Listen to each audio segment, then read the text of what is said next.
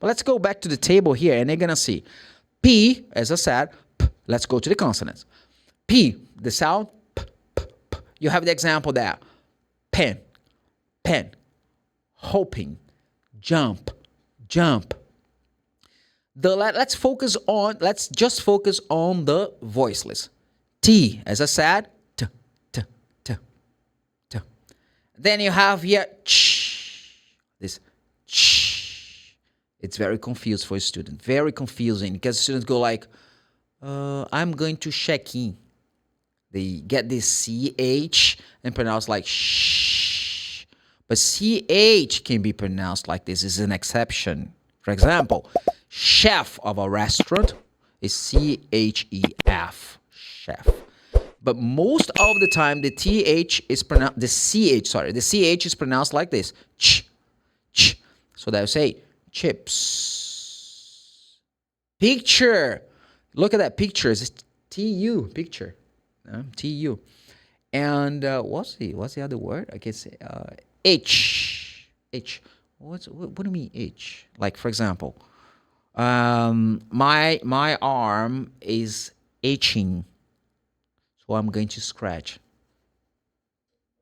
So H is a verb, right? We can use this as a noun as well, but like if you have one part of your body itches, so you're going to scratch. Okay, so it's a verb. Then you have the letter K, as I have already mentioned here. The letter K has this sound. Here I have example, key. Oh, car. Yes, the letter C, but it sounds the same. Like, yeah, sometimes the letter C has this sound as well. F for my name. How do you say my name? How do you pronounce my name? The letter is a letter F, but you say F, Fábio. No, my name is Fábio. It's the same as in Portuguese. Father, faith, PH, pharmacy. The PH sometimes has the same sound of the letter F. Very good. And then you have, this is a trick one. This symbol here corresponds to TH in English. The TH, I have already mentioned. I am going to repeat. Oh, Fabio, so repetitive. Repetition is part of the learning process. I am going to repeat as much time as I think is necessary. Sorry, as many times in this case. So anyway, so here is the mechanism is pretty much the same as voiced. Here is voiceless, but you have to place the tone between the teeth. Of course, slightly. You don't need to pronounce like, no. You don't see anyone speaking English like, no, not at all. But if you want to practice in front of a mirror, or a hand mirror or something, you can really try to see your tongue slightly pronounced. It's like, thank you. Okay, so if you want to, exaggerate a little bit just to see your tongue, you can go like, thank you. But just to practice, okay? It's not that much. But try to.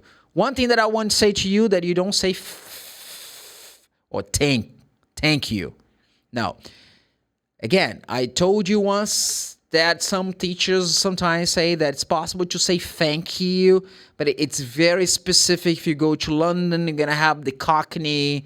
It's a way of speaking, it's a local language, and then you can go like with the TH sounds like, but according to the formal way of speaking, it's not really correct, okay? So I'm just saying, because it's possible, hearing people saying that. Like, you go to London, you can see people say, for example, what's the name of this part of the head, this part of the body, sorry. Head. Because the H, most of the time, has the sound. Head. But in Cockney English, you don't say head. They don't pronounce the H. They drop the H. They say ed. So now thinking of someone saying hat, and head in Cockney. They don't pronounce the so it's very specific.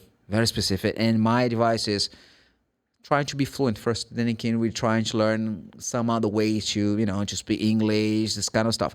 I think it's better, okay? But the TH, as I said, the TH, the voiceless one, you should do like this. Thick, Healthy. Teeth. I said place the tongue between the teeth. The teeth. When you put in a context, you have to be really attentive to see this person's tongue. So look, I can give an example. I'm going to speak in a natural pace.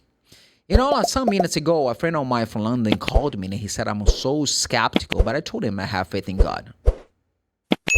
Did you see my tongue? Maybe you saw my tongue because you were really attentive, you know. But I said, I have faith.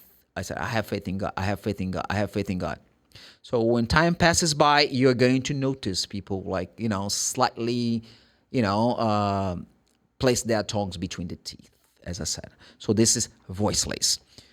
What about the other one, Fabio? Voiceless, but you have voiced? Yes, but take it easy. Let's go. Let's continue with the voiceless. Let's stick to the voiceless. The letter S, I give an example here. C.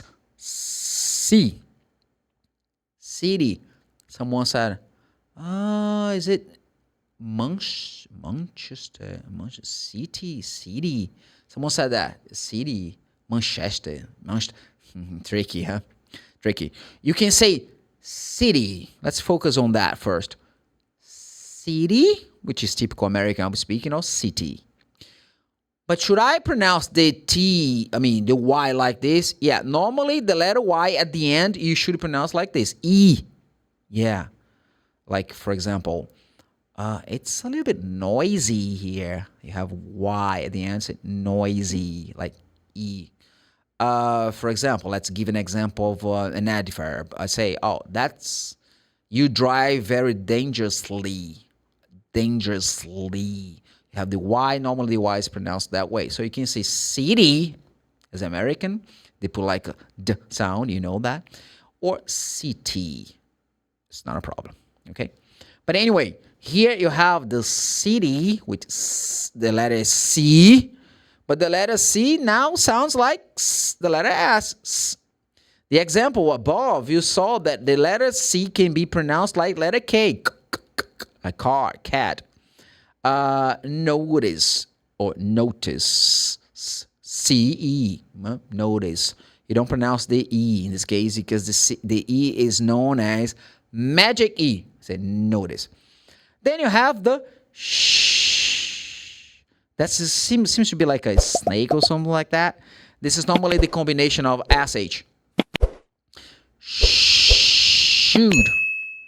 Shop. But here you can see nation. It's T. Yeah, nation. Yeah. Special. The letter C one more time. Oh my God. The letter C can be S. The letter C can be K. The letter C can be sh. Yeah. This is the way it is. Well, I can't think of a word in Portuguese that can really have the same thing, but you know, anyway, in English it's like this. Okay, in English, the letter C can have different kind of sound. So special. I can give another example. Sugar. The word sugar starts with the letter S, but they don't say sugar. It's a very common mistake. Okay, but it's sugar. Sugar. And finally, when it comes to voiceless, we have the letter H. As I told you, the letter H has this sound.